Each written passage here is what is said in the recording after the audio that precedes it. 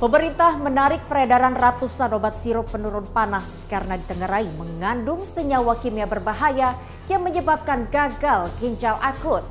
Lebih dari 260 kasus gagal ginjal akut ditemukan di Indonesia. Sebagian besar penderitanya merupakan anak-anak berusia 1 hingga 5 tahun. Bersama saya Yohana Gabriela, Anda menyaksikan Cover Story One.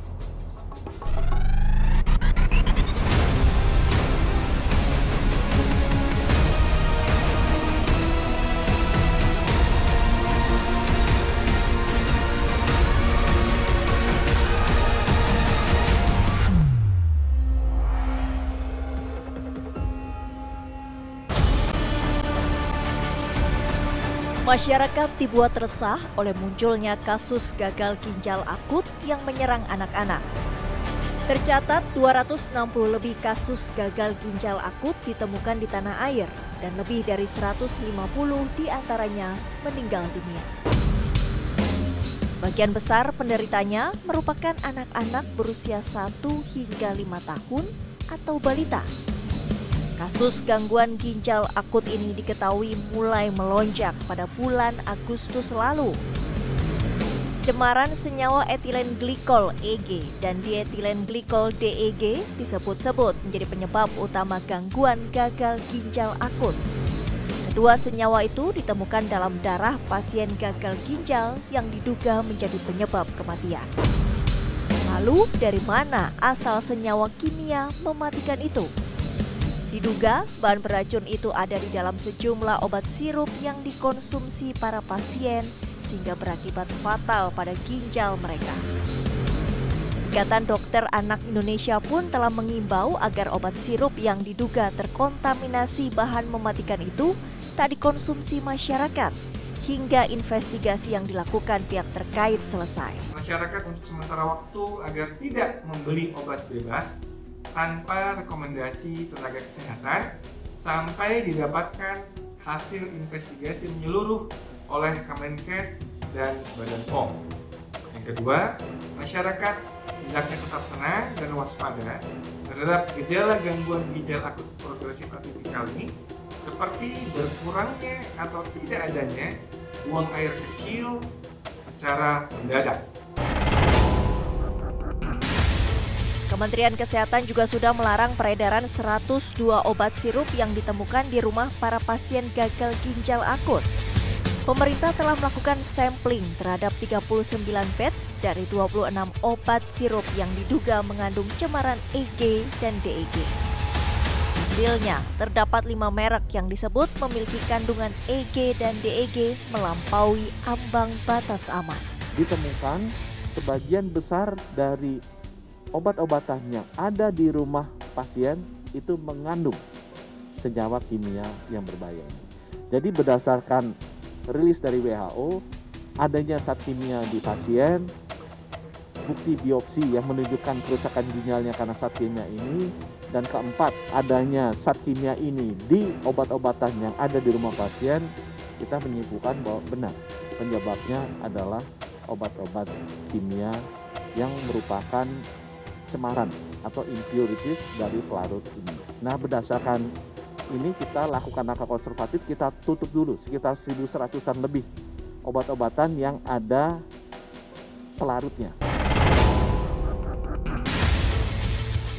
Apa sebenarnya senyawa etilen glikol dan dietilen glikol ini? Apakah diperbolehkan dalam campuran obat sirup? Ini bukan bahan atau senyawa kimia yang diizinkan secara langsung untuk digunakan pada obat ya. Jadi bahwa ini bukan pelarut ataupun bahan baku yang diizinkan. Namun demikian, EG dan DEG ini pada beberapa bahan baku farmasi itu bahan tambahan, di antaranya ada propilen glikol, kemudian ada gliserol, ada sorbitol dan polyethylene glikol diizinkan atau ditoleransi keberadaannya dengan kadar tertentu. Jadi EG dan DEG secara langsung tidak diizinkan untuk digunakan pada pembuatan sirup, tetapi ditoleransi sebagai cemaran atau impurities pada bahan baku itu.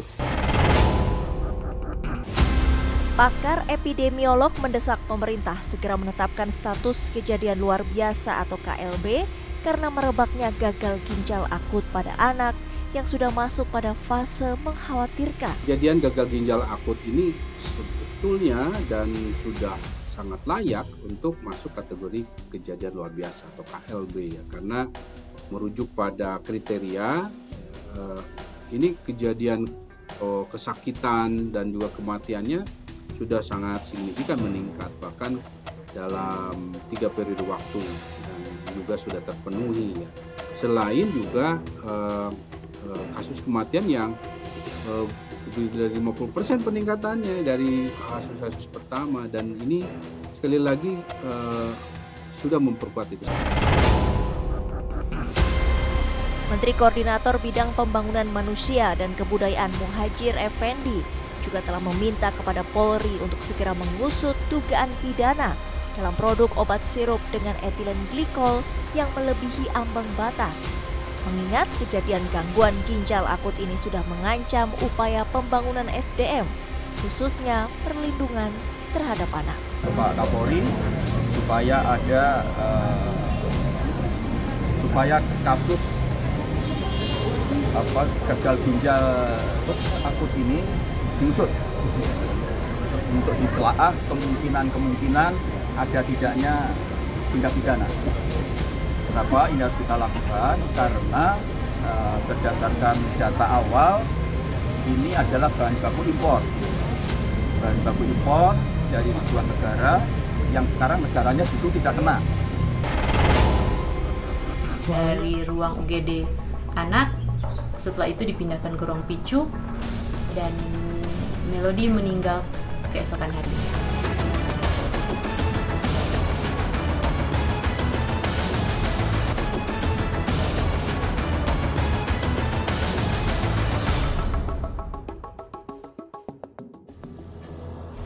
Kasus gagal ginjal akut menyerang anak-anak rata-rata usia balita.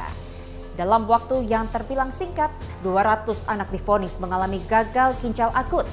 157 diantaranya meninggal dunia. Penyebabnya adalah obat sirup yang mengandung senyawa berbahaya. Bagaimana cerita para orang tua yang harus kehilangan buah hati mereka karena kasus yang bisa disebut luar biasa ini?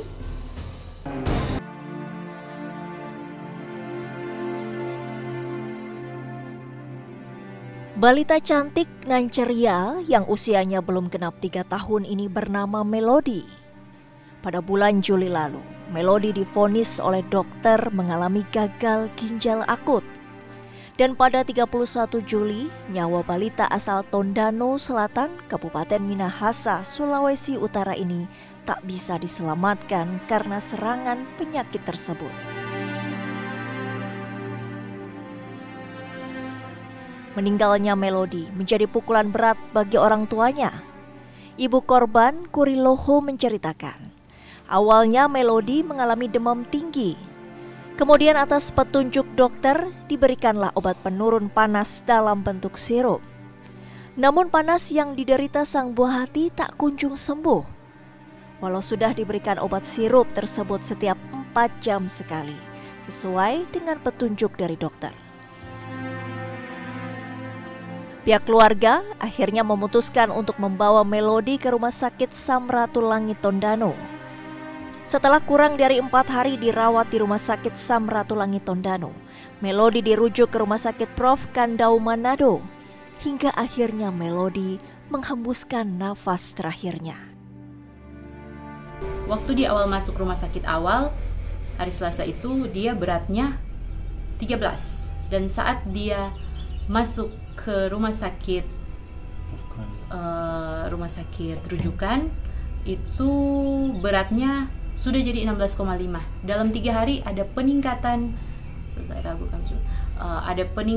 sekitar 3,5 kilo. Dan saya rasa itu dalam bentuk cairan semua. Mereka sudah memberikan furosemid, tapi kencingnya tetap tidak keluar dari ruang UGD anak. Setelah itu dipindahkan ke ruang picu dan Melody meninggal keesokan harinya di situ. Itu vonis dokter apa, Bu? Jadi dia dirujuk gagal ginjal akut.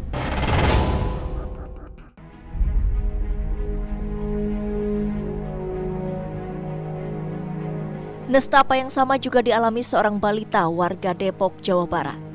Askiara Anindita Nuha, balita putri berusia 3 tahun 8 bulan, meninggal dunia pada 16 September lalu. Balita ini juga divonis mengidap gagal ginjal akut. Sang ibunda menceritakan bagaimana kondisi buah hatinya sebelum dibawa ke rumah sakit. Putri sulungnya itu mengalami muntah-muntah hebat setelah minum obat flu sirup. Minum apapun yang masuk ke dalam perut anak saya itu muntah lagi. Pas paginya, alhamdulillah dokter anak saya itu periksa kontrol visit lah gitu. Di situ dia tanya, di mana anaknya? Saya bilang masih muntah-muntah. Terus untuknya pas saya buka pampasnya itu pas ada dokternya, oh dok, anak saya masih gak pipis juga, saya bilang gitu kan. Oh anak ibu gak pipis dari kapan? Saya bilang dari kemarin, dari pas muntah-muntah. Oh ya Allah ibu, katanya kami akan melakukan pengecekan secara ini ya bu, katanya gitu. Soalnya ini belum dicek, tapi dokter bilang ini soalnya takut anak ibu gagal ginjal gitu kan. Di situ saya merasa hancur gitu kan. Udah gitu langsung cek segala macam, betul keluarlah hasil lab anak saya. Betul anak saya itu mengidap gagal ginjal akut yang divonis waktu itu kalau nggak salah stadium 3.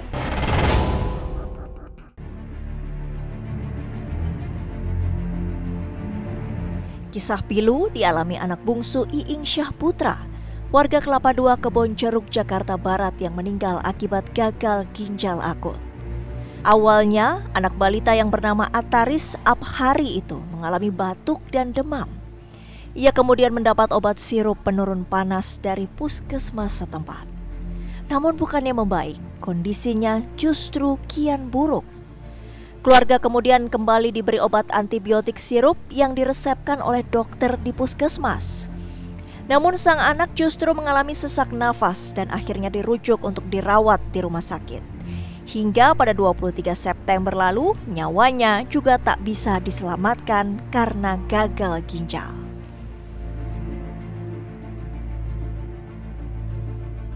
Dikasih lagi obat sama dokter. Jadi ada 2 kali kasih obat.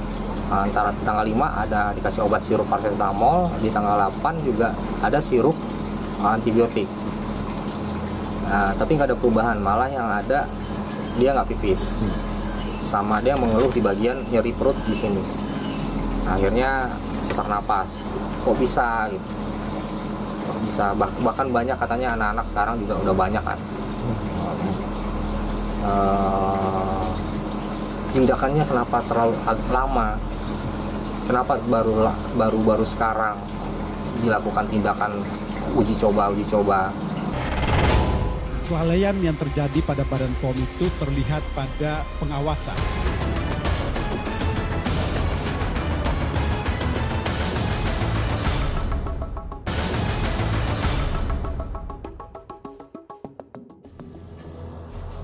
Bagaimana bisa obat untuk masyarakat ternyata memiliki kandungan bahan berbahaya mematikan?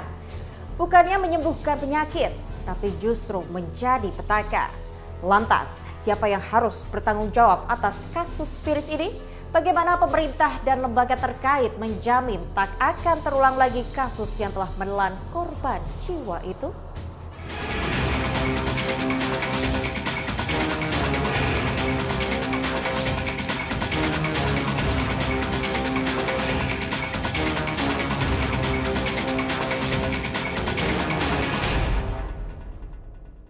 Yang paling penting pengawasan terhadap industri obat harus diperketat lagi. Nah, tugasnya semuanya. Ya.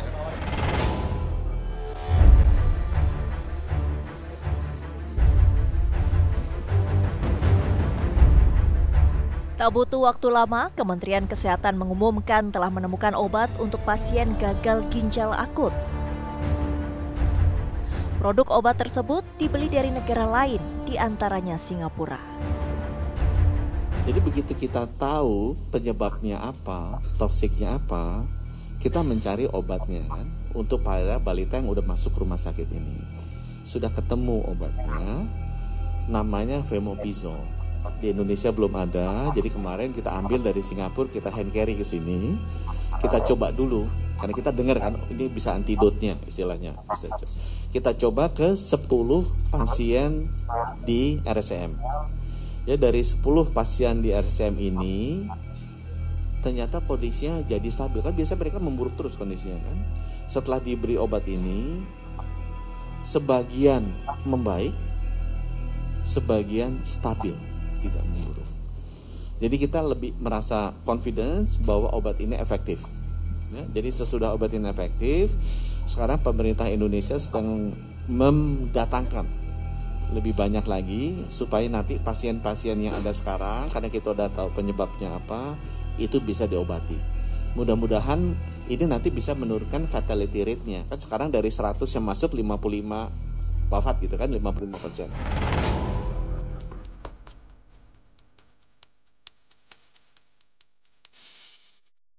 Sementara itu, Badan Pengawas Obat dan Makanan BPOM juga telah mengambil langkah hukum, yakni memidanakan 2 perusahaan farmasi yang diduga memproduksi obat dengan kandungan bahan beracun EG dan DEG yang sangat tinggi. Kemudian yang penting juga dalam proses ini kami sudah mendapatkan 2 industri farmasi yang akan kami tindak lanjuti menjadi pidana, ya. Jadi Kedeputian 4 yaitu Kedeputian Bidang Penindakan dari Badan POM sudah kami tugaskan untuk masuk ke industri farmasi tersebut, bekerja sama dengan kepolisian dalam hal ini, dan akan segera melakukan penyidikan untuk menuju pada pidana, ya, perkara pidana.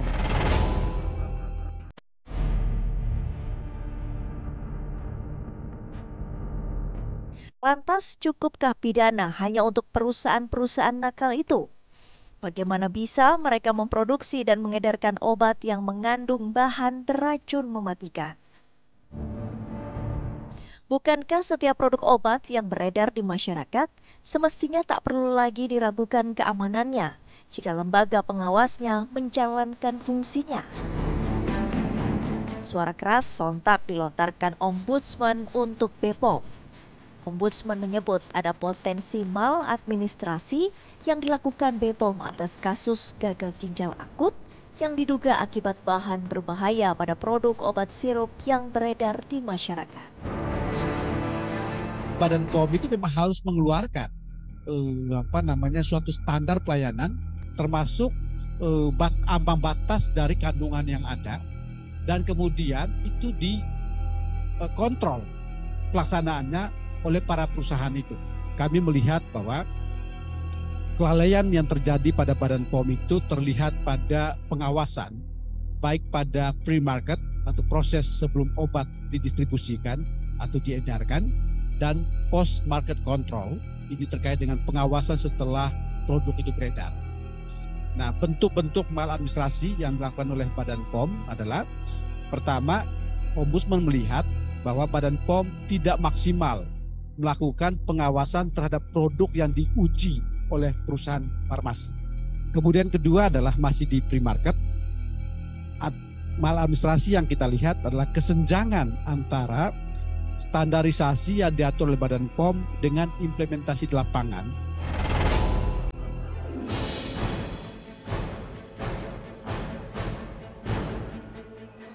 Kasus obat sirup yang diduga mengandung bahan berbahaya semestinya menjadi peringatan keras untuk BPOM agar benar-benar menjalankan fungsi pengawasan atau kontrol dengan tegas. Jangan ada lagi aksi-aksi nakal yang ujungnya merugikan masyarakat. Nah, kita meminta ke depan kontrol itu harus dilakukan secara aktif, proaktif. Bahkan pada tingkat tertentu diambil beberapa uji petik ya dilakukan oleh Badan POM untuk menguji sejauh mana kemudian perusahaan-perusahaan itu memang comply with standar yang ada. Jangan kemudian ya ada persaingan atau perang pasar di antara perusahaan-perusahaan yang ada dan menggunakan kewenangan atau meminjam kewenangan atau memanipulasi kewenangan dari Badan POM.